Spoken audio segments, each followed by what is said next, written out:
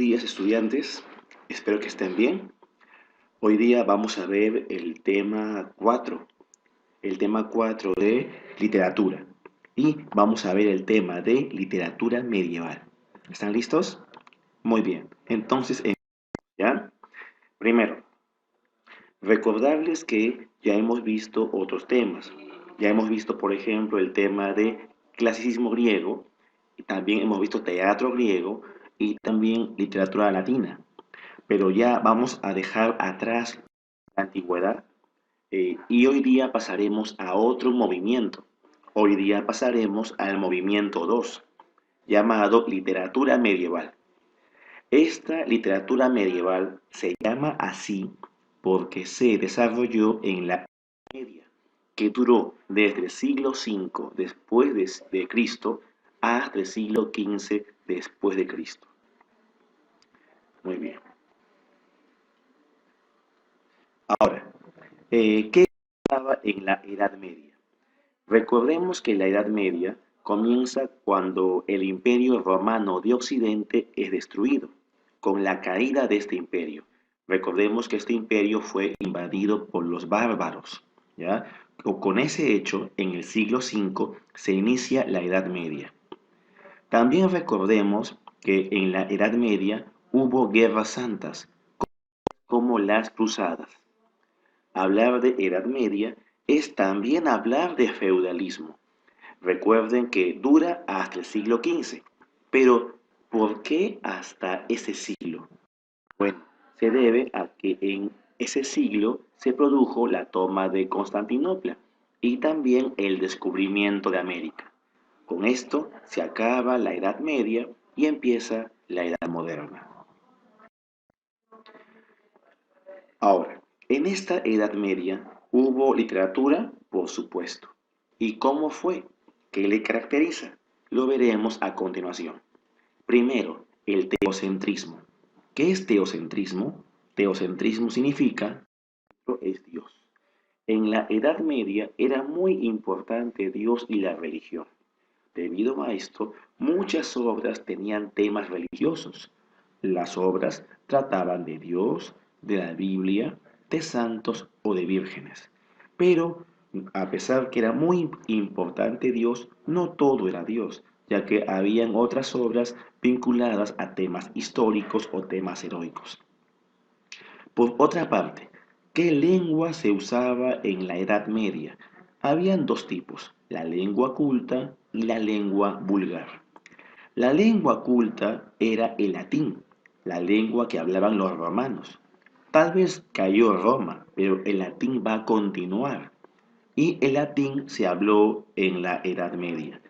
Ahora, no todo el mundo hablaba esta lengua. Esta lengua estaba reservada para obras cultas o serias, de temas tal vez filosóficos, políticos o religiosos.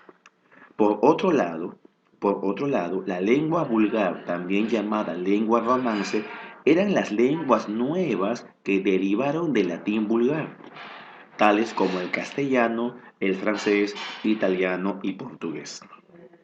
Ahora, ¿qué géneros desarrollaron más en la Edad Media? Tenemos en épica el cantar de gesta y también hubo lírica con la poesía de amor cortés. El cantar de gesta era compuesta por un juglar y el amor cortés por un trovador.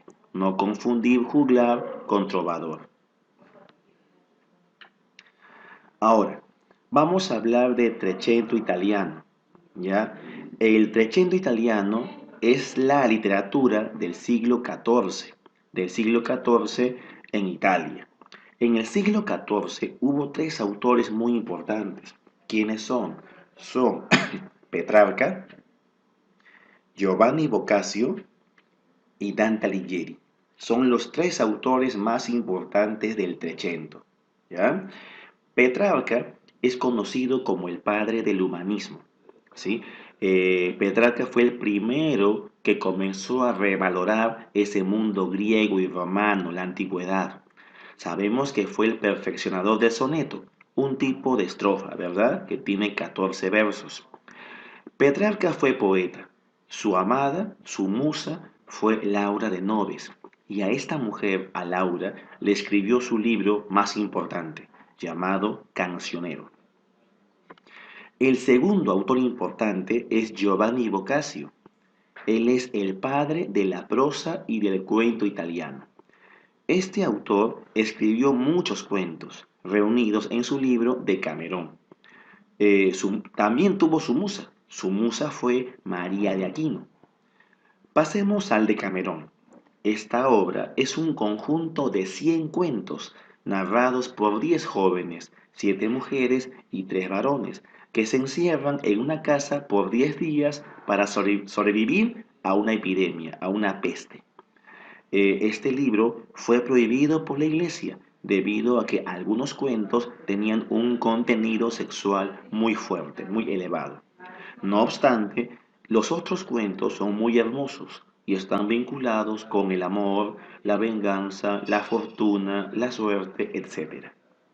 Pero el autor más importante de los tres, el llamado genio medieval, es Dante Alighieri, un autor que nació en Florencia y que es considerado precursor del humanismo. Dante nació en Florencia y, pero fue huérfano. No obstante, recibió una esmerada educación. Sabemos que fue político de Florencia y que pertenece al partido güelfo. Ahora, Dante también tuvo su musa. Su musa fue Beatriz Portinari. Fue la mujer que él amó, la mujer que él idealizó. Pero con ella no se va a casar, ella se va a casar con otra persona y Dante va a sufrir por eso. Ahora, Dante pertenece a la escuela Dolce Stil Nuovo. Es una escuela poética en donde se elogia a la mujer. Justamente ese tópico, ese tema que consiste en elogiar e idealizar a la mujer se llama Donna Angelicata. Donna Angelicata significa mujer angelical. Dante hizo varias obras. Por ejemplo, es autor de Rimas, es autor de Vida Nueva, es autor de la Monarquía, autor del Convivio, autor de Vulgar Elocuencia. Sin embargo, su obra más importante es Divina Comedia. Divina Comedia es una obra que pertenece al género épico, ¿ya? Género épico. ¿Por qué? Porque se cuenta aquí una historia. Su especie es poema épico de tipo alegórico. ¿Por qué? Porque esta obra tiene personajes que representan ideas. Por ejemplo, Dante representa al pecador perdido. El león simboliza la soberbia, la loba la avaricia, etc. Que un personaje represente una idea, eso es alegórico. Ahora, ¿cuál es el tema de esta obra? El tema es los viajes de un pecador por los 3 mundos de ultratumba. Dante tendrá que viajar por los 3 mundos, ¿no? Que son infierno, purgatorio y paraíso. Esta obra, si bien es cierto que te cuenta una historia, se encuentra en verso. Y el verso que usa es el endecasílabo. Como los endecasílabos se presentan de 3 en 3, se dice que esta obra usa la estrofa terceto.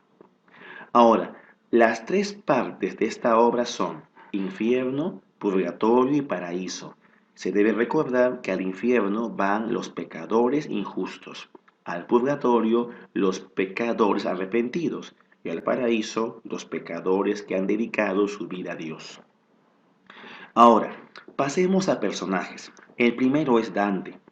Dante es un pecador que a la mitad del camino de su vida se encontró perdido en una selva oscura. No podía salir de allí. En la selva oscura se vio atacado por 3 fieras, que son el león, la loba y la pantera. Cada animal simboliza un pecado.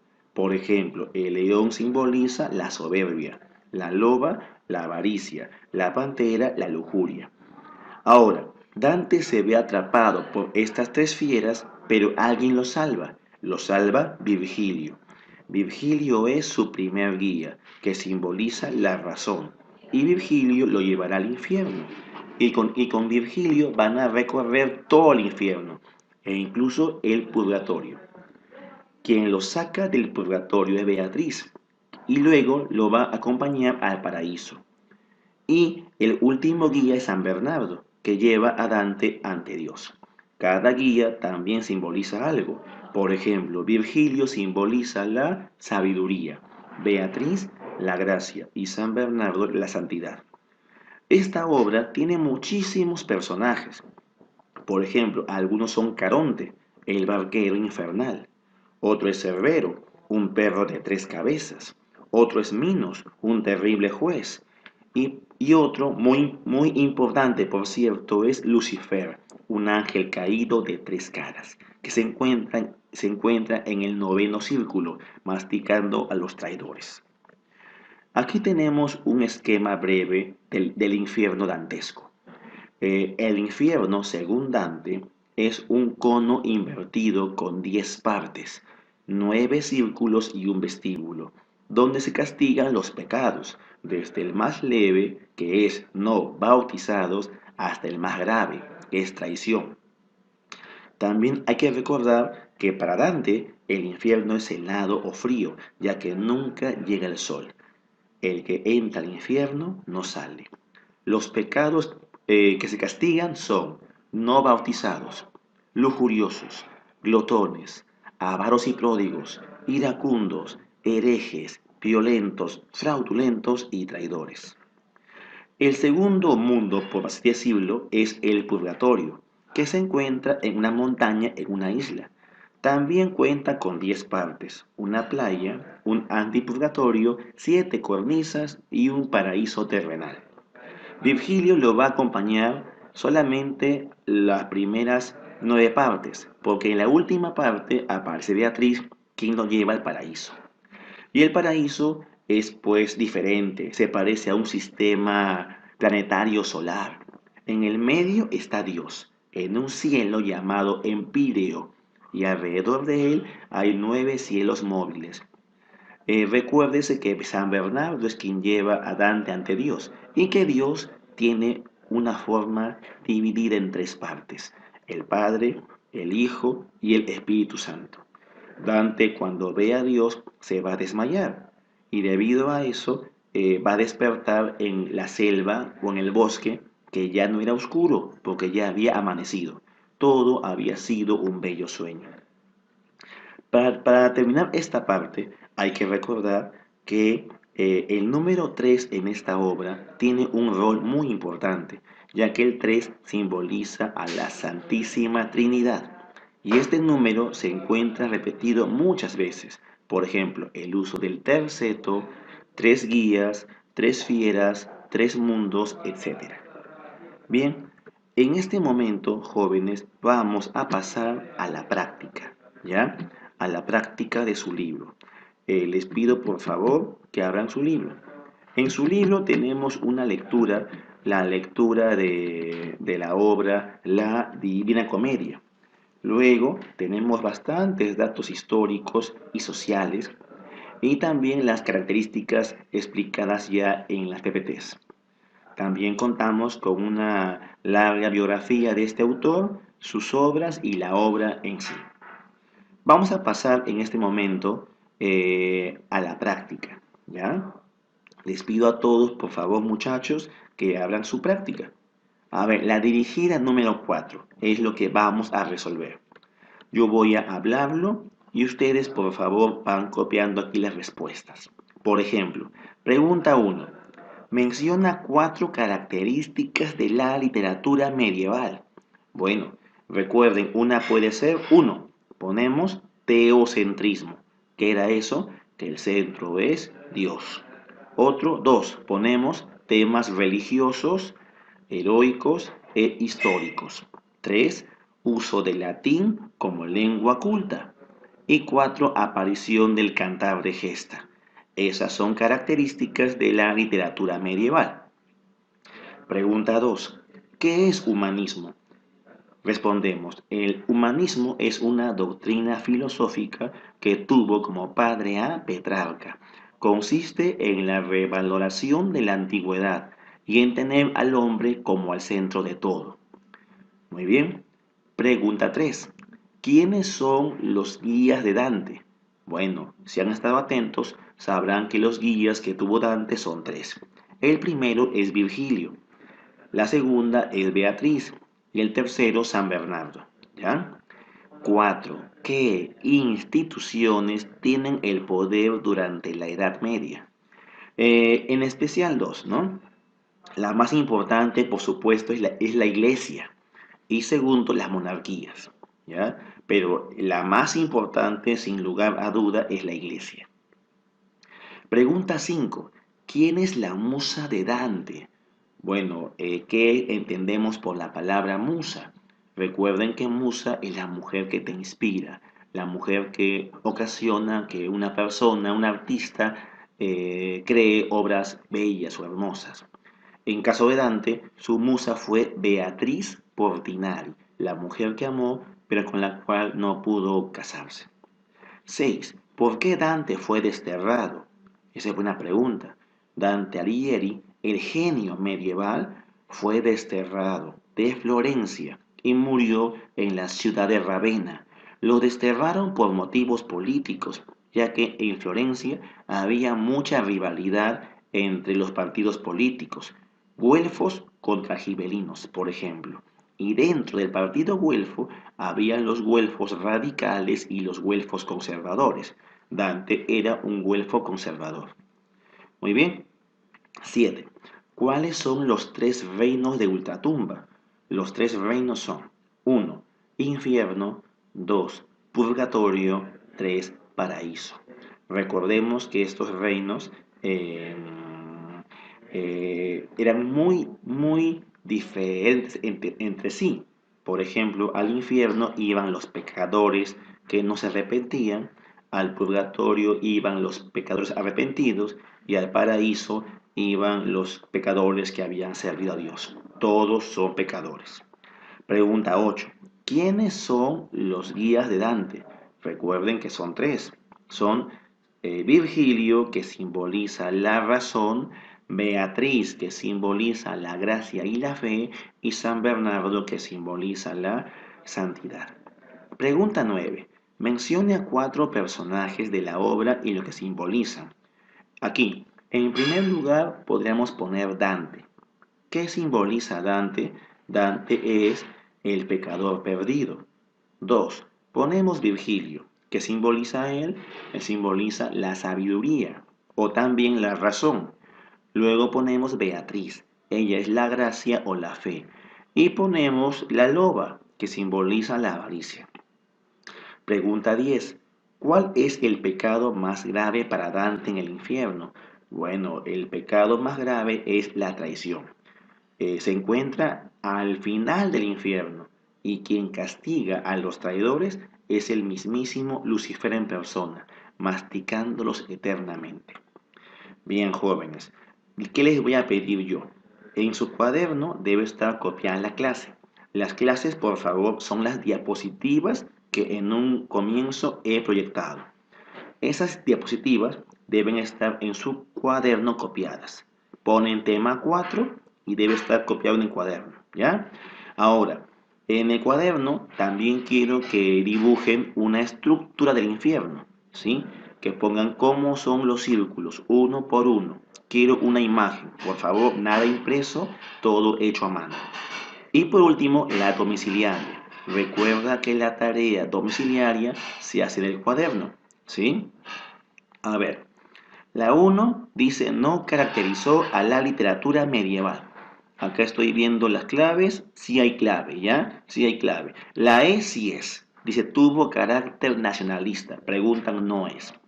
La pregunta 2. No es obra de Dante Alighieri. Ya, al ojo. Hay una que no es de Dante, sino de Petrarca o Boccaccio. Miren cuáles. 3. Los suicidas. Los suicidas son personas que deciden acabar con su vida. Según Dante, así hayas sido una buena persona, si tú decides autoeliminarte, vas al infierno y vas al círculo en donde están los violentos. Pero ¿en dónde están los violentos? Deben buscarlo arriba, ¿ya? En la estructura, en la imagen. 4. Virgilio y Beatriz se encuentran ¿en dónde? Bueno, cada guía pertenece a un respectivo mundo. Deben buscarlo, ¿ya? Y la 5 es una pregunta muy sencilla. Bien, chicos y chicas, entonces ya saben, tienen que estar al día con su cuaderno, tienen que resolver la práctica, también la domiciliaria y por favor, no se olviden de resolver el balotario y las calificadas que se están enviando a sus correos. Y eso es todo y nos veremos jóvenes en otra ocasión. Recuerden que también en las tardes estamos llevando asesorías con la finalidad de explicar algún punto que no esté claro. Bien, chicos y chicas, un gusto con ustedes y será hasta otra oportunidad. Chao.